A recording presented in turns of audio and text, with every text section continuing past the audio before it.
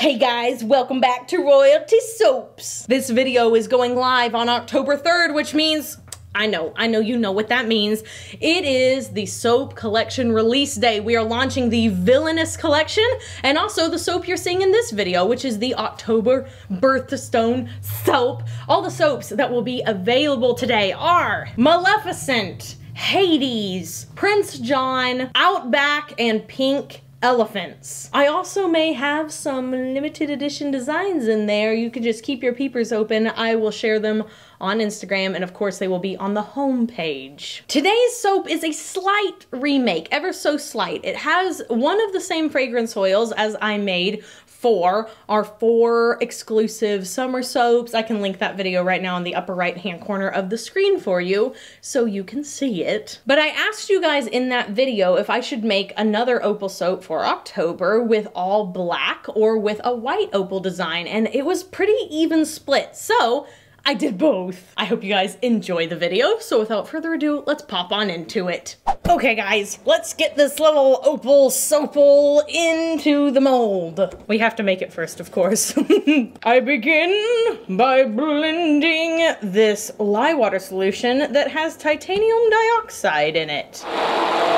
All right, and now I'm going to pour this straight into my oils. So I am adding lye water solution that has been colored by titanium dioxide, as you guys saw, which is a little risky because titanium dioxide, as many of you know, speed up trace. It speeds it all up. But all the colors in the soap are pastel, and I know that the fragrance oil actually doesn't speed it up, it slows it down. So hopefully we don't have any issues.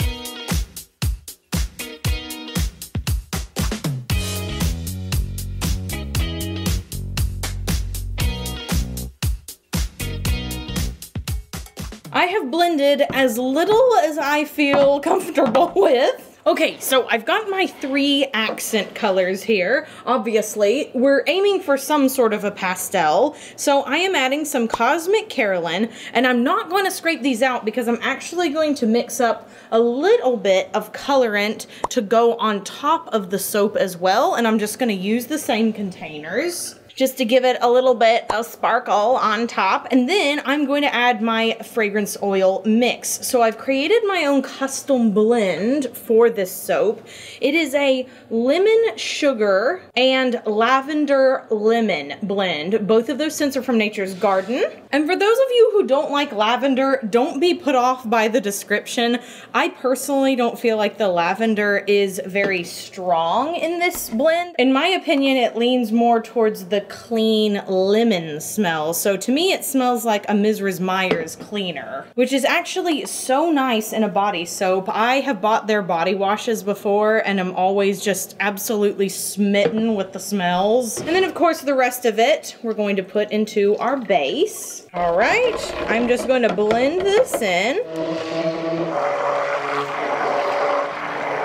Okie dokie, so let's go ahead and start pouring everything into our 2 brambleberry molds after.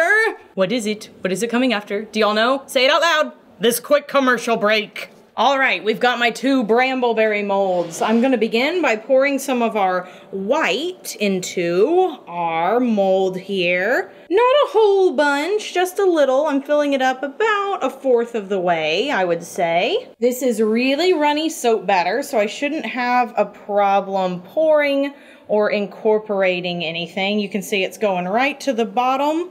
This pretty blue teal color. Gonna go in now with my purple. And I'm also pouring kind of close. I don't want this to be like too swirly so that you can't see any of the individual colors and it just looks kind of weird. Obviously, I have poured more into one side than I have the other. I need to even it all out. Ugh, this consistency is perfect. Some more of the white, just pour this on in there. And I am going to do a hanger swirl. I think that's really going to add to it. Okay, so now I am going to scrapey everything as fast as I can so that I can get that hanger swirl done before this gets too thick. I don't think we're in any real fear of that right now, but I do like to hurry it along.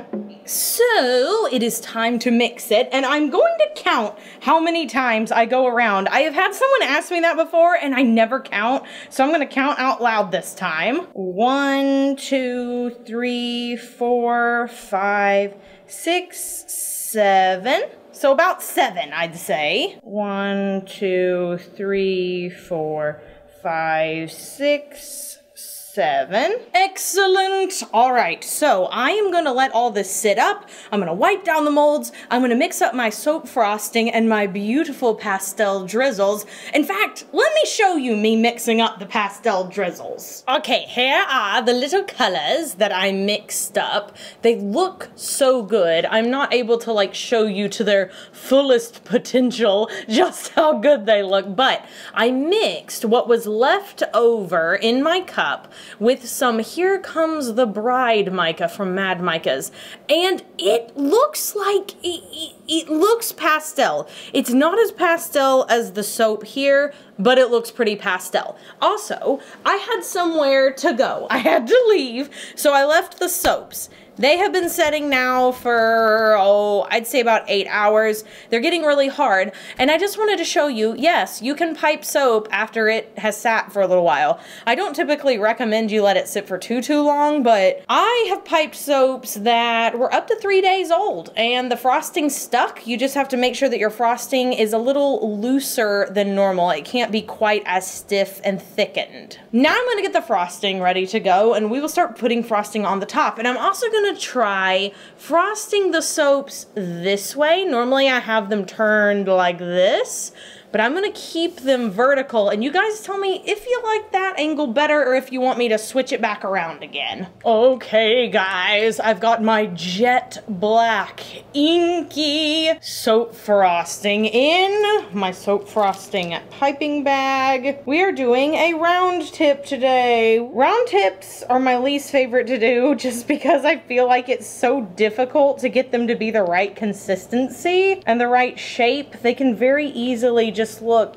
I don't know, squatty would probably be the word I would like to use for that. Yeah, they just look really squatty. However, I felt this particular soap really needed it, and so that's what we're going to do.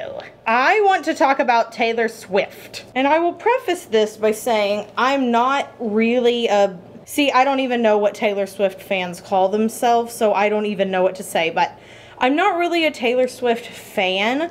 I listen to the songs that got put on the radio, but that's about it. Like, I never owned any of the albums. I was happy for her, but I was listening to Irish folk music at the time she was popular. I wish I was making that up to be funny, but I'm not. That's what I was into. I was into a lot of really weird, kind of fringy bands. I really did like Irish folk music a lot. I listened to a lot of it. I just didn't do the pop thing. Didn't do it. However, I will say, her new album called Folklore got released recently. I watched a Netflix documentary about her called Miss Americana, and I was very impressed with her business skills. We interrupt this program to add some some mica here. I'm just going to drip this on top. It's very thick, and I did this on purpose because I don't want it to run everywhere. I want it to kind of stay where I put it. Gonna drip it right here on the edges. Marvelous. Anyways, her Folklore album dropped, and for the first time, I was truly intrigued because I had watched the documentary. I appreciate what she's done as a businesswoman and was like, you know, I like the name of the album. That's really what it was. I liked the name. It spoke to romantic Katie. In my opinion, the Folklore album is so beautiful. There was just so much depth to it. And my favorite song by far, like leaving the other ones in the dust, is The Last Great American Dynasty. It's a story. It's beautifully told. It makes me want to cry every time I listen to it. I don't know why. It just hits like some sort of emotional level with me. And again, this is coming from someone who I could not name, if you paid me to, like 3 Taylor Swift albums. Couldn't do it. I really couldn't. I remember her coming out with like a Teardrops on My Guitar. I remember that one. and I think that might have been like a first album. Not even sure that's a name of an album, not gonna lie. But that's it. That's basically all I remember. I don't remember any of the other things. And I have to just say, like, the whole album is beautiful. It's stunning. It reminds me of autumn. It's definitely an autumn album. It is very nostalgic. The type of mixing they did on those tracks is just... I'm not even a music appreciator. I will also throw that out there. I'm not a big music person. Caleb really is, but I enjoy song lyrics a lot. So even if I don't like the way the song sounds sometimes, I'm like, whatever, the lyrics are stunning. Okay, I'm gonna turn this so I can place the embeds. This looks delicious. It just looks delicious. Here is the opalite we will be putting on top. And I can tell you, the camera does not do these stones justice. There are literal rainbows in them. Anyway, if you're not really a Taylor Swift fan, or maybe not even a music fan, you might want to give that album a wee listen. At least listen to The Last Great American Dynasty, because it's so good. It's so good if you like a story. Also, huge shout out to my brother Stimian for finding this opalite. He said it was an absolute nightmare and was probably the hardest stone he's ever had to source. And he found them even with all the delays and all of the businesses that are temporarily unavailable due to current times. So he did an excellent job, and I am forever grateful. There are some nights that I make soap that I'm so happy to be with y'all. I'm so grateful. I wonder about all of you that leave comments.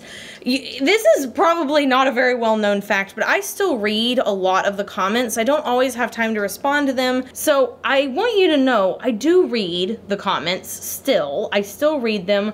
I recognize people who have been here a long time. I recognize your usernames. I'm thrilled to death that I have the privilege of enriching your life in some way. Like that, man, I just feel so grateful that I get to do that. It's crazy. What an amazing job. Time for some glitter, don't you think? I'm gonna sprinkle a little bit on the sides here. A little bit of black biodegradable glitter with a little bit of hollow biodegradable glitter. Anyways, sometimes I really just wish I could reach through the screen and give all of you hugs that need it, or all of you that need some positive words of affirmation, that I could just give each one of you a hug. I really do. I would love that. And now that everything has been glitterified, this is the final Opal soap for October's babies. Ugh, stunning. I loved the Opal soap that I did last year, but